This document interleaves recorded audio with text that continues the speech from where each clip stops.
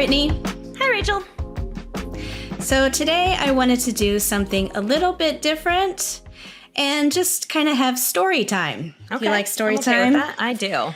Okay. So I want to read something, and it's a little bit longer, but I think it's really important. It's something that was printed out in bulk in Ron Paul's office, and he would hand these out to everyone that came by if they cared to take it.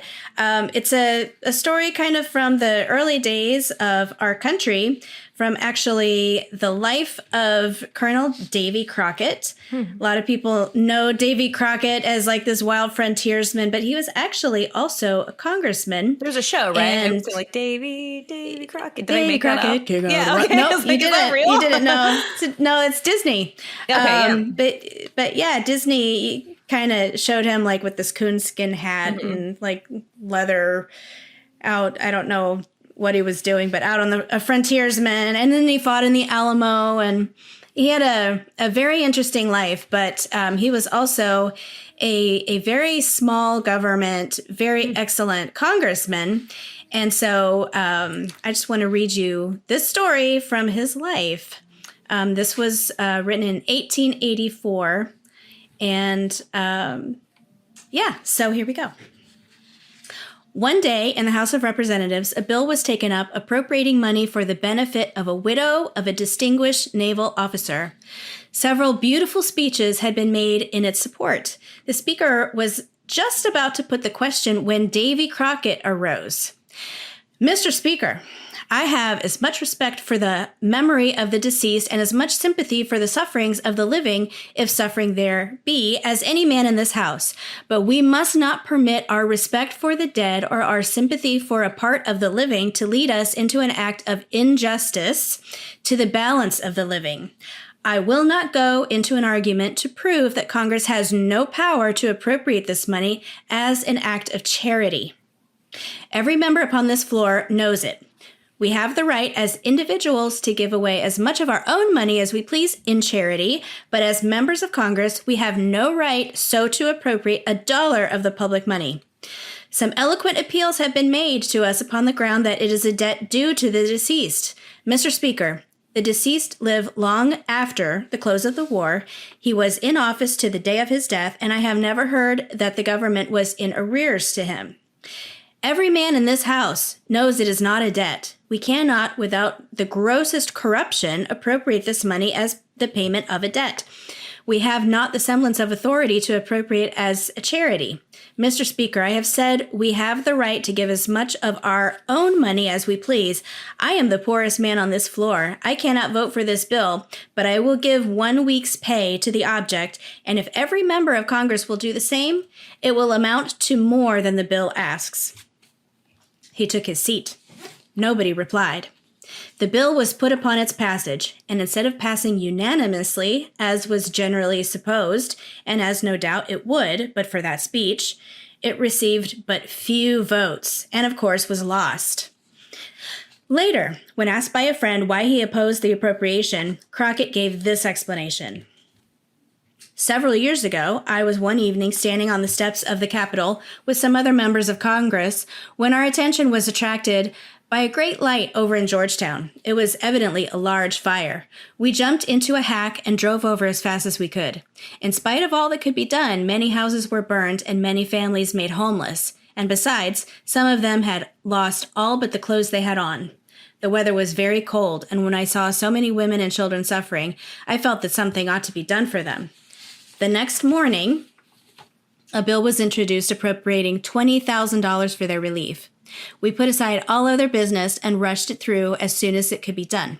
The next summer, when it became time to think about the election, I concluded I would take a scout around among the boys of my district. I had no opposition there, but as the election was some time off, I did not know what might turn up. When riding one day in a part of my district, which I was more of a stranger than any other, I saw a man in a field plowing and coming towards the road. I gauged my gait so that we should meet as he came to the fence. As he came up, I spoke to the man. He replied politely, but as I thought, rather coldly. I began. Well, friend, I am one of those unfortunate beings called candidates, and yes, I know who you are, Colonel Crockett. I have seen you once before and voted for you the last time you were elected. I suppose you are out electioneering now. But you had better not waste your time or mine. I shall not vote for you again. Well, this was a suckdolager. I begged him to tell me what was the matter. Well, Colonel, it is hardly worthwhile to waste time or words upon it. I do not see how it can be mended, but you gave a vote last winter which shows that either you have not capacity to understand the Constitution or that you are wanting in honesty and firmness to be guided by it. In either case, you are not the man to represent me. But I beg your pardon for expressing it in this way. I did not intend to avail myself of the privilege of the constituent to speak plainly to a candidate for the purpose of insulting or wounding you. I intend by it only to say that your understanding of the Constitution is very different from mine. And I will say to you what, but for my rudeness, I should have said that I believe you to be honest, but an understanding of the Constitution different from mine, that I cannot overlook because the Constitution, to be worth anything, must be held sacred and rigidly observed in all its provisions. The man who wields power and misinterprets it is the more dangerous, the more honest he is. I admit the truth of all you say, but there must be some mistake about it, for I do not remember that I gave any vote last winter upon any constitutional question. No, Colonel, there's no mistake. Though I live here in the backwoods and seldom go from home, I take the papers from Washington and read very carefully all the proceedings of Congress. My papers say that last winter you voted for a bill to appropriate $20,000 to some sufferers by a fire in Georgetown. Is that true?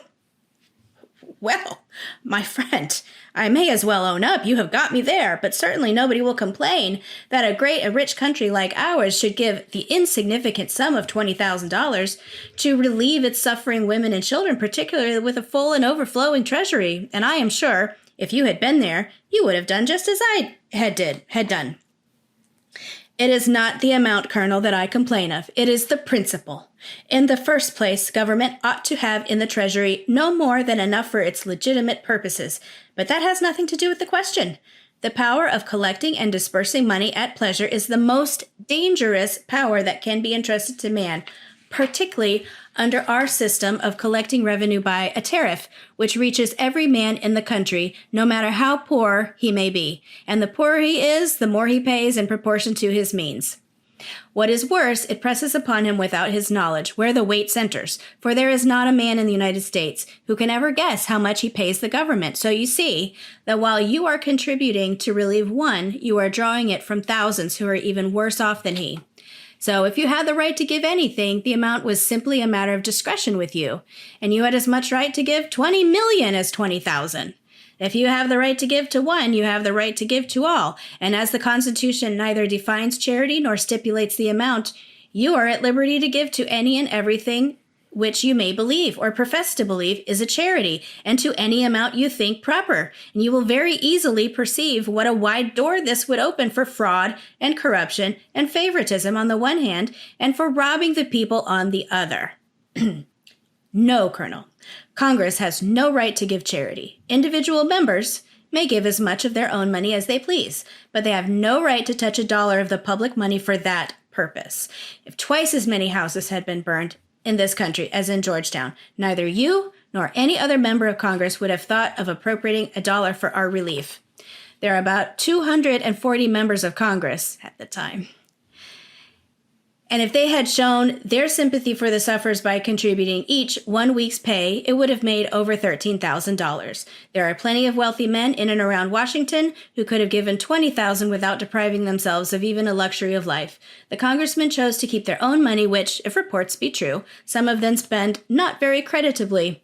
And the people about Washington, no doubt, applauded you for relieving them of the necessity of giving by giving what was not yours to give.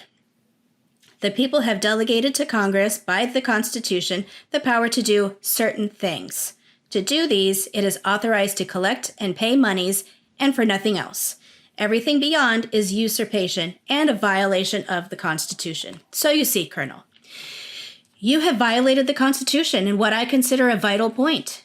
It is a precedent fraught with danger to the country, for when Congress once begins to stretch its power beyond the limits of the Constitution, there is no limit to it and no security for the people. I have no doubt you acted honestly, but that does not make it any better, except as far as you are personally concerned, and you see that I cannot vote for you.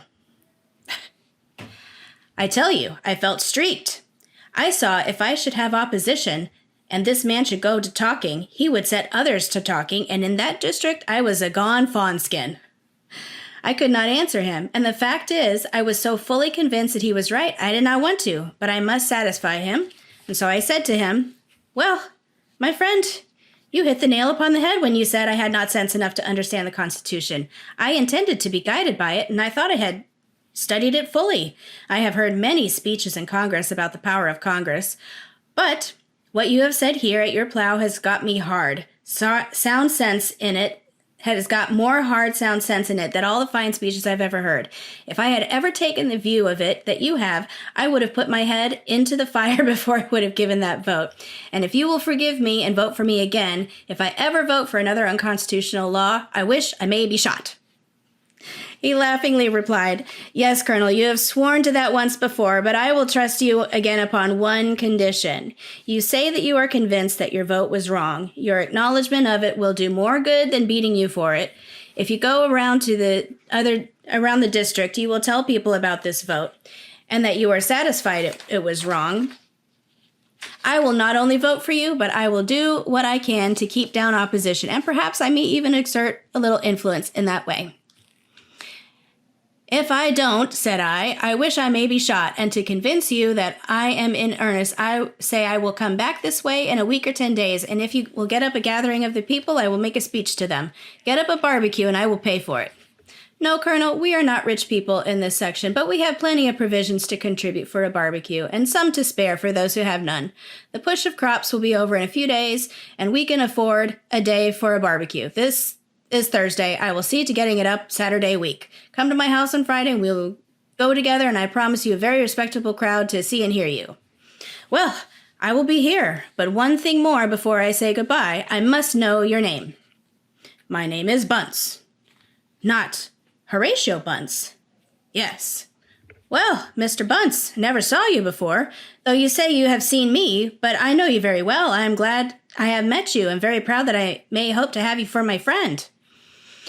It was the luckiest hits in my life that I met him. He mingled but a little with the public, but was widely known for his remarkable intelligence and incorruptible integrity, for a heart brimful and running over with kindness and benevolence, which show themselves not only in words but in acts. He was the oracle of the whole country around him, and his fame extended far beyond the circle of his immediate acquaintance. Though I had never met him before, I had heard much of him. And but for this meeting, it's very likely I should have had opposition and had been beaten. One thing is very certain, no man could now stand up in that district under such a vote. At the appointed time, I was at his house, having told our conversation to every crowd that I had met and to every man I stayed all night with, and I found it gave the people an interest and a confidence in me stronger than I had ever seen manifested before. Though I was considerably fatigued when I reached his house and under ordinary circumstance should have gone early to bed, I kept him up until midnight, talking about the principles and affairs of government, and got more real true knowledge of them than I had got all my life before. I have known and seen much of him, for I respect him. No, that is not the word. I reverence and love him more than any living man, and I go to see him 2 or 3 times every year. And I will tell you, sir, if everyone who professes to be a Christian lived and acted and enjoyed as he does, the religion of Christ would take the world by storm. We're almost done, I promise. But to return to my story. The next morning we went to the barbecue, and to my surprise found about 1,000 men there. I met a good many whom I had not known before, and they and my friend introduced me around until I had got pretty well acquainted. At least they all knew me. In due time, notice was given that I would speak to them. They gathered around a stand that had been erected. I opened my speech by saying, "Fellow citizens, I present myself before you today feeling like a new man. My eyes have lately been opened to truths which ignorance, or prejudice, or both, had heretofore hidden from my view. I feel that I can today offer you the ability to render you the more valuable service than I have ever been able to render before. I am here today for more the purpose of acknowledging my error than to seek your votes. That I should make this acknowledgement is due to myself as well as to you. Whether you will vote for me is a matter for your consideration only. I went on to tell them about the fire and my vote for the appropriation, and then told them why I was satisfied it was wrong. I closed by saying, and now, fellow citizens, it remains only for me to tell you that the most of the speech you have listened to with so much interest was simply a repetition of the arguments by which your neighbor, Mr. Bunce, convinced me of my error. It is the best speech I ever made in my life, but he is entitled to the credit for it, and now I hope he is satisfied with his convert, and that he will get up here and tell you so. He came upon the stand and said, "Fellow citizens, it affords me great pleasure to comply with the request of Colonel Crockett. I have always considered him a thoroughly honest man, and I am satisfied that he will faithfully perform all that he has promised you today." He went down, and there went up from the crowd such a shout for Davy Crockett that his name never called forth before. I am not given much to tears, but I was taken with the choking then and felt some big drops rolling down my cheeks. And I tell you now that the remembrance of those few words spoken by such a man and the honest, hearty shout they produce is worth more to me than all the honors I have received and all the reputation I have ever made or ever shall make as a member of Congress. Now, sir, concluded Crockett, you know why I made that speech yesterday. There is one thing now which I will call to your attention. You remember that I proposed to give a week's pay. There in that house are very many wealthy men who think nothing of spending a week's pay, or a dozen of them, for a dinner or wine party when they have something to accomplish by it. Some of those same men made beautiful speeches upon the great debt of gratitude which the country owed the deceased, a debt which could not be paid by money, and the insignificance and worthlessness of money, particularly so insignificant a sum as $10,000, when weighed against the honor of the nation. Yet none of them responded to my proposition. Money with them is nothing but trash when it comes out of the people, but is one great thing from which most of them are striving, and many of them sacrifice honor, integrity, and justice to obtain it. The end. So, that is the story of Davy Crockett and Not Yours to Give.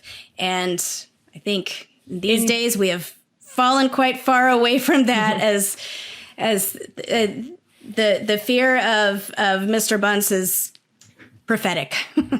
I would like to have you do like a 3-sentence wrap up, and then we'll wrap up the episode. But what do you think are some main things to take away from the story? Just that, like we said in the episode about the Bill of Rights, there's only certain things that Congress is allowed to do, and getting outside of that, it's disrespectful of the Constitution, and it's unfortunate that we've gotten so far away from that, and I hope that we're on a track to get a little closer back to Davy Crockett's vision. That's great. So we will leave it there and wrap up. Please don't forget to like and subscribe to the podcast, and until next time, we will talk to you later. Talk to you later.